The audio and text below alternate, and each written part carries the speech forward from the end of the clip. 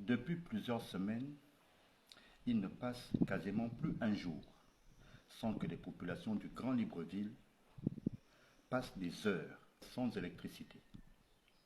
Et ces derniers jours, la SEG, la Société d'énergie et d'eau du Gabon, qui est en charge de la production et de l'adduction d'eau potable et d'électricité dans les ménages, se font régulièrement de communiquer pour tenter d'expliquer les raisons de ces délestages intempestifs qui causent bien des dommages entre les appareils électroménagers qui sont endommagés et la nourriture qui finit par être avariée dans les congélateurs. La SG donc se font régulièrement de communiquer pour tenter de justifier les raisons de ces délestages. Tantôt, ce seraient des générateurs ou du moins des équipements, des installations qui auraient pris feu dans une des usines de production de la SEG. Tantôt, ce serait du fait qu'il n'y aurait pas assez d'eau dans les Akingele Tchimbele, d'où où sont installées les turbines, les installations de production d'électricité. Et bien d'autres raisons tout aussi saugrenues les unes que les autres, sans que véritablement les solutions idoines attendues par les populations arrivent. Et ça commence sérieusement à exaspérer le contribuable gabonais. Pour tenter de ramener la paix, la quiétude, la sécurité et la sérénité dans les ménages, le Comité pour la transition et la restauration des institutions CTRI est dernièrement monté au créneau et le directeur général de la SEG a été limogé. Il a été remplacé par un administrateur provisoire qui, dit-on, aurait pour mission de redresser la maison ECG. Parmi les mesures fortes prises, il y a le fait que les employés de la SEG qui étaient menacés tantôt de diminution de leur salaire, tantôt de réduction des effectifs, tout ceci ne sera pas fait.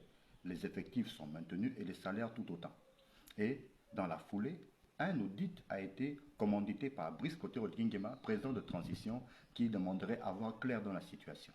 Des mesures somme toute salutaires, à l'instar de la réduction des prix des compteurs monophasés qui passent de 140 000 à 70 000 et triphasés qui passent de 280 000 à 120 000 francs CFA. Dans le cadre de l'opération Un Gabonais, un compteur. Mais des mesures qui, si elles sont salutaires, arrivent un peu tardivement et même jusqu'à présent ne suffisent pas à ramener la quiétude, la sérénité tant espérée dans les ménages parce que les délestages n'ont pas cessé et même sont de plus en plus exaspérants pour les Gabonais, pour les consommateurs. Manifestement, le goulot d'étranglement de la SEG, c'est la surabondance de patrons. Dans le communiqué du CTRI, il était notamment dénoncé le fait qu'il y avait 51 directeurs généraux, 51 directeurs à la SEG, 51 directeurs qui, selon nos informations, auraient chacun par devers lui une ou des structures de sous-traitance. C'est-à-dire que quand il faut développer la SEG, quand il faut implanter des poteaux dans tel quartier où il n'y en a pas encore, quand il faut aller poser des compteurs, ce seraient ces structures de sous-traitance-là qui seraient mises à la baguette et les véritables agents de la SEG ne seraient pas toujours visibles dans les quartiers. Et cela cause bien des désagréments. Parfois, vous achetez un compteur, pour qu'on vienne vous le poser, vous devez soudoyer 1, 2, 3 agents.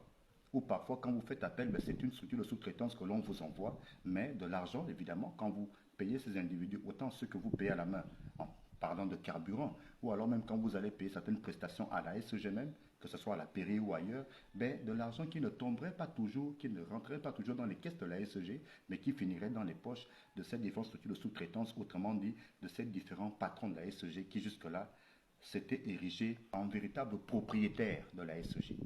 L'on se souviendra qu'en février 2018, du temps où Patrick Eyoedzan est ministre de l'énergie, prend fin la concession qu'il y ait l'État gabonais via la SEG à Veolia. On disait alors que l'État gabonais voulait reprendre en main un de ses fleurons parce que, après plus de 20 ans de concession de la SEG, les résultats attendus n'étaient jamais venus et ont rejeté l'entièreté de la faute sur Veolia, prétextant que Veolia n'avait jamais rien fait pour développer la SEG. Mais tout ceci n'est pas totalement juste, puisque, et là on pourra le constater, Veolia est parti, mais les problèmes de la SEG n'ont pas cessé et même ont été multipliés par 10, voire par 100, sinon 1000. On décrit toujours le fait dans les quartiers que vous avez un compteur d'eau qui ne vous donne pas d'eau, Mais un matin, des agents viennent se pointer et puis vous disent que vous devez payer 1 million, 2 millions de francs CFA. On décrit toujours dans les quartiers le fait que pour avoir un compteur d'électricité, vous allez faire la demande en bonne et due forme. Vous pouvez attendre des semaines, voire des mois, le fameux agent ou les fameux agents qui doivent venir vous retrouver au poteau le plus proche de chez vous, lieu de rendez-vous. La plupart du temps, pour avoir un compteur à la SEG, il faut payer des centaines de mille. Pour un compteur qui était jusque-là vendu à 140 000, parlant de compteurs monophasés, il fallait parfois débourser jusqu'à 400 000 francs CFA. Vous passez par un agent qui, lui, allait faire la démarche. Vous aviez le compteur dans les 2-3 jours qui suivaient, moyennant donc 400 000. Et la plupart du temps, c'était même des compteurs volés parce que quelqu'un pouvait se pointer chez vous un matin, accompagné d'agents de la SEG, pour vous laisser entendre dire que le compteur qui vous a été posé ne serait pas le vôtre, mais serait le compteur de quelqu'un d'autre et que le vôtre se trouverait ailleurs, des quartiers beaucoup plus éloignés de votre domicile. Et là, il faudra de nouvelles démarches, à défaut de pouvoir mettre la main sur l'agent qui est venu vous poser le compteur par lequel vous êtes passé, pour avoir rapidement votre compteur. Et c'est une autre série de gymnastiques qui commence. Et tout ceci sur le dur labeur du contribuable gabonais, qui doit donc faire des pieds et des mains pour avoir un simple compteur d'électricité. Parlant justement de carence managériale, l'on notera que le dernier directeur général de la SEG, le dernier patron de la SEG en date, qui a donc été limogé par le CTRI et remplacé par une administration provisoire, il n'a jamais permis que cette audit puisse avoir lieu. Pour quelle raison? Qu'avait-il à cacher? Que redoutait-il par rapport à l'audit? Toujours est-il que, au moment où il accepte que l'audit soit finalement fait, c'est dans la même foulée que le délestage commence et curieusement, c'est dans la même foulée aussi que Agreco, entreprise britannique qui était donc en deal avec la SEG, est montée au créneau menaçant de mettre Libreville dans le noir si ses factures, ses créances n'étaient pas réglées. Et pendant plusieurs jours, Libreville a quasiment été dans le noir, quoique la situation continue. Et il aura fallu toutes les garanties de l'administration de l'État gabonais pour que Agreco, finalement, mette un peu d'eau dans son vin. Des situations de carence managériale qui font payer le lourd tribut aux contribuables gabonais. Qui paye la note de la nourriture avariée? Qui paye la note des appareils électroménagers endommagés dans les maisons? Qui paye la note? Personne. Malheureusement, c'est toujours le contribuable gabonais qui trinque et l'on se demande d'ailleurs pourquoi les fameuses organisations de droits de défense des consommateurs ne montent pas au créneau pour faire le même bruit qu'elles faisaient il y a encore quelques années. Selon nos informations, pratiquement tous les ministres de l'énergie, depuis Feu Omar Bongo jusqu'à Ali Bongo, se seraient toujours sucrés sur le dos de la SEG. L'on en voudrait pour preuve l'un d'eux, l'un des plus emblématiques, Alain-Claude Bilémisé pour ne pas le citer, qui se serait fait la malle sur une dotation, 400 millions de francs CFA, de l'argent qui, dit-on, aurait été destiné à changer totalement toutes les installations, toutes les unités de production d'eau et d'électricité de la SEG. De l'argent qui aurait pris notre direction, de l'argent qui aurait été dispatché une partie dans l'escarcelle du ministre de l'énergie de l'époque, une autre dans l'escarcelle de certains DG, une autre dans l'escarcelle de d'autres roitelets gravitant autour et au sein de la SEG. Bref, toujours est-il que ce dossier est toujours pendant et n'a jamais pu être épluché par qui de droit. C'est dire à quel point la gabegie financière a toujours et longtemps caractérisé la SEG. La SEG où, pour qu'un agent soit recruté et soit employé dans le secteur où il a fait ses études, il faudrait parfois passer par des courbettes.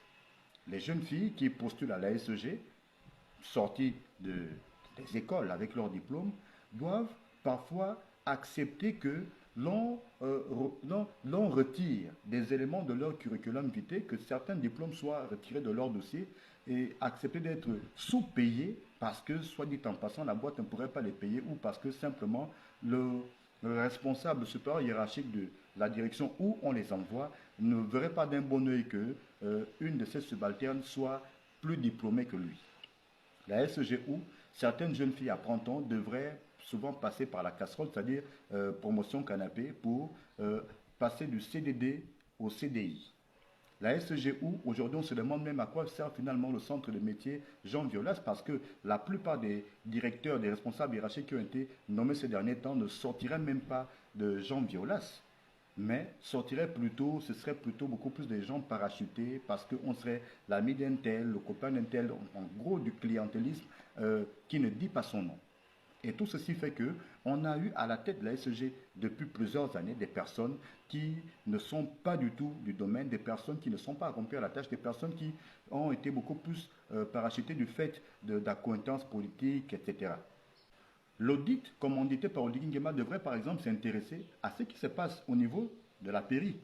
Là-bas, ben, vous pouvez arriver, faire une demande de compteur d'eau, de compteur d'électricité en bonne et due forme, mais le parcours du combattant que vous ferez après, l'attente, la longue attente fera que vous serez obligé de vous adresser à un agent qui lui va vous demander de payer 400 000 voire 500 000 juste pour avoir un compteur. Donc, comptez déjà que le compteur en lui-même, qui, si on s'en tient simplement aux anciens prix, aux anciens coûts, le compteur monophasé qui était à 140 000, vous pouviez l'avoir à 400 000. Et là encore, parce que, selon nos informations, ce que les agents de la SEG font quand vous vous adressez à un agent pour avoir un compteur, c'est que simplement, celui-ci, quand vous lui donnez de l'argent, il va prendre un compteur qui est déjà le compteur de quelqu'un d'autre, s'arrange avec ses collègues, et puis c'est directement au niveau de la base que l'on change simplement les noms et les numéros, et puis bon, vous avez le compteur. Mais l'abonné qui lui attend depuis, qui a déjà tout fait, le circuit est terminé, qui attend simplement qu'on vienne lui poser son compteur, est parfois obligé de soudoyer encore d'autres agents pour qu'on lui trouve un compteur, à défaut de celui qui devait normalement lui revenir. Et là même, pour le simple déplacement des agents, parfois, vous êtes obligé de payer ce qu'on appelle dans le jargon le carburant. Autrement dit, de 140 000 francs, coût de l'époque, que vous deviez payer, vous devez encore payer plus que ça. Dans la somme de désagréments, il y a notamment le fait qu'il y a des quartiers entiers, comme Bikelerai, comme Bizango, comme Bambouchine, des zones qui ne sont pas véritablement reculées, mais des zones où pour avoir un compteur, c'est la croix et la bannière. Parce que vous allez avoir un compteur sur pratiquement 2-3 km. Alors imaginez le coût du câble. Et tout ceci, ben, malheureusement, ça fait qu'un simple compteur d'électricité coûte parfois 2 millions. Parlant par exemple de la qualité de l'eau qui coule des robinets. Dans bon nombre de ménages, beaucoup préfèrent consommer de l'eau de la SEG que pour se laver et laver le linge, mais pas pour la boire, parce que cette eau est nocive pour la santé. Entre la couleur qui tout de suite vous montre déjà que l'eau n'est pas de bonne qualité, et même parlons parfois de cette eau-là, quand elle coule, quand elle n'est pas rougeâtre, elle a des dépôts de terre. Vous remplissez simplement un récipient avec de l'eau de la SEG, attendez quelques minutes et regardez ce qui se passe dans le verre ou dans le récipient. L'eau de la SEG n'est pas propre. Et même en parlant de la propreté de cette eau, il suffirait de se rendre au niveau de la commune d'Ontoum, où se trouvent les installations d'Ontoum 5 et 6 et autres. Regardez la rivière Lanzeme. C'est dans cette eau qu'est tirée l'eau qui est distillée dans bon nombre de ménages de Grand Libreville. Mais autour de Lanzeme, qu'est-ce qu'il y a? Il y a des habitations. Lanzeme qui est un bras de mer. Donc, imaginez avec le fait qu'il y ait des habitations autour, est-ce que tout est sécurisé de sorte que l'eau qui est pompée et donc qui est traitée, que cette eau soit propre, propre à la consommation? Pas toujours. L'eau de la SEG, parfois quand vous finissez de vous laver, vous avez des démangeaisons sur tout le corps. On explique comment. Personne ne prend la peine de regarder ces choses-là. Mais c'est toutes ces choses qu'il faut regarder, c'est toutes ces questions sur lesquelles il faut se pencher, pas simplement sur le fait même des délestages. Parce qu'à la SEG, il y a deux problèmes. Il y a l'eau et il y a l'électricité. Il faut regarder les deux. Il faut véritablement qu'on arrive à rendre à la SEG ses lettres de noblesse, ou du moins, à défaut, de peut-être ouvrir la porte à la concurrence, que d'autres structures, que d'autres sociétés viennent s'installer pour que le consommateur gabonais n'ait plus à souffrir. On ose donc croire que l'administration provisoire qui a été nommée rendra une copie suffisamment satisfaisante, autant pour les patrons du CTRI que pour le contribuable gabonais, pour le bien de tous. Très bien, on avance.